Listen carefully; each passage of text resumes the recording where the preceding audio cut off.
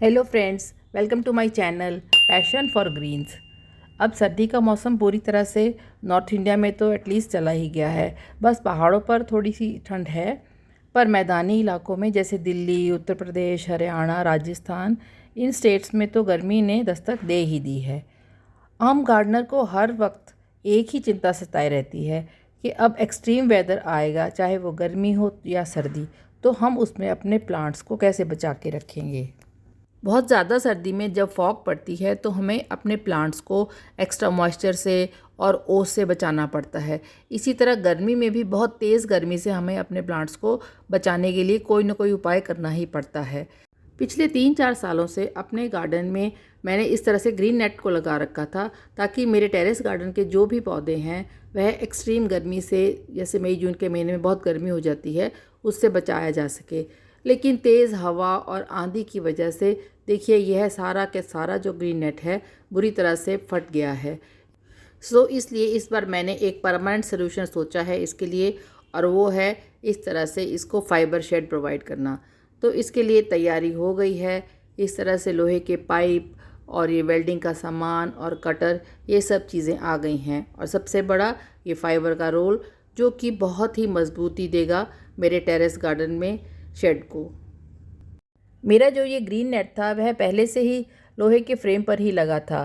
तो सबसे पहले तो इस ग्रीन नेट को उतार लिया गया है, और ये जो लोहे का फ्रेम है उसे थोड़ी और मजबूती देने के लिए एक्स्ट्रा लोहे के पाइप्स को ऐड कर दिया गया है, और इस तरह से एक मजबूत ढांचा तैयार कर दिया है, जिससे कि किसी भी तरह के आंधी वादी से मेरे जो शेड है उसको कोई नुकसान ना हो। फ्रेम तैयार होते ही इस पर फाइबर की शीट लग जाएगी, और जब तक तैयार होता है ये शेड तब तक ये पौधे इस तरह से धूप में ही थोड़ी देर पड़े रहेंगे। तो लीजिए, शेड लग के थोड़ा थोड़ा तैयार होना शुरू हो गया है। मैंने इस शेड को अपने टेरेस गार्डन के एक हिस्से में ही फिक्स करवाया है, और बाकी का जो टेरेस गार्डन है वह ओपन है, उसमें कोई शेड नहीं है।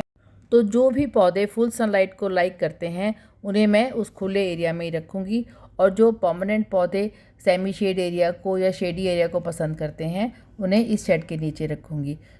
शेड बनवाते हुए मैंने इस बात का भी पूरा ध्यान रखा है कि पौधों को ऊपर से डायरेक्ट सनलाइट ना मिले, और साइडों से छन छन के जो आती हुई धूप होगी वह मेरे पौधों को मिलती रहे। देखिए, इस तरफ से भी धूप आती रहेगी और इस तरफ से भी धूप आती रहेगी। ये सुबह की धूप रहेगी और यहाँ पर शाम की धूप रहेगी। सो इस तरह से बहुत तेज़ गर्मी की धूप से पौधे बचे रहेंगे, और सुबह शाम की जो हल्की धूप होती है वह पौधों को मिलती रहेगी, जो कि इनकी ग्रोथ के लिए बहुत ही ज़रूरी है। मैंने जो ये शेड लगवाया है इसको मैंने पोल्स पर लगवाया है, ना कि एंगल्स पर, क्योंकि पोल पे जो शेड लगवाते हैं वह ज़्यादा मजबूत रहता है। और मेरा ये टेरेस गार्डन है, इसलिए आंधी और तेज़ हवाएं तो चलती ही रहती हैं। और साथ ही जो मैंने फाइबर शीट लगवाई है वह भी 4 mm मोटी है। तो आप भी जब भी इस तरह का फाइबर शेड लगवाएं तो प्लीज़ उसमें मजबूती का ध्यान रखें। हाँ, यह थोड़ा महंगा ज़रूर पड़ता है, लेकिन यह वन टाइम इन्वेस्टमेंट होती है, और एक बार मजबूती से जो शेड लगा होगा वह सालों साल आपके साथ बना रहेगा, और बार बार आपको जो ग्रीन नेट चेंज करने की चिंता है वह भी ख़त्म हो जाएगी। अगर कॉस्ट की बात करें तो ये जो फाइबर है यह अलग अलग वैरायटीज़ में आता है, और यह 50-60 रुपये से लेकर 100-150 रुपये तक भी इसकी कॉस्ट जाती है। मैंने 100 रुपये वाला फाइबर लिया है जो कि 4 mm का है, और इस पर अंदर कपड़ा भी लगा है। सो इस तरह से ये काफ़ी मजबूती देगा। अब यह शेड पूरी तरह से लग के तैयार हो गया है, और इसके नीचे मैंने अपने प्लांट्स को भी सेट कर दिया है। दूर से देखने पर कुछ ऐसा लुक आता है। ये सुबह के समय का लुक है। देखिए, चारों तरफ से धूप भी आ रही है। और ये मेरे एरिका पाम और स्नेक प्लांट्स और बाकी जो पौधे हैं वह भी मैंने थोड़े इस जगह पे रखे हैं, ताकि सुबह की धूप इन्हें मिलती रहे, और ऊपर से शेड होगा तो दोपहर की तेज़ धूप से ये बचे रहेंगे। ये मेरी फ्लावरिंग जैस्मीन की बेल है। इसे मैंने फुल सनलाइट में रखा है, लेकिन साइड से इससे भी शेड की छाया मिलती रहेगी। इस तरह से सभी पौधे बहुत ही हेल्दी रहेंगे और गर्मी से भी बचे रहेंगे। तो आप भी इस तरह का कोई भी शेड लगवाइए या ग्रीन नेट लगवाइए, और अपने पौधों को बेहद तेज़ गर्मी से ज़रूर बचा के रखिए, क्योंकि गर्मी में जब ये पौधे झुलस जाते हैं तो वह देखकर बहुत ही बुरा लगता है।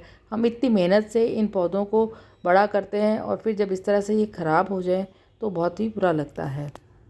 फ्रेंड्स, आपने देखा ये एक छोटा सा अपडेट था मेरे टेरेस गार्डन में न्यू एडिशन के बारे में, जिससे कि मेरे पौधे अब बहुत ही स्वस्थ रहेंगे, हेल्दी रहेंगे और गर्मी को भी बर्दाश्त कर लेंगे। आशा करती हूँ आपको ये वीडियो अच्छा लगा होगा, और अगर अच्छा लगा हो तो इसे लाइक कीजिए, शेयर कीजिए, कमेंट कीजिए और मेरे चैनल को सब्सक्राइब कीजिए।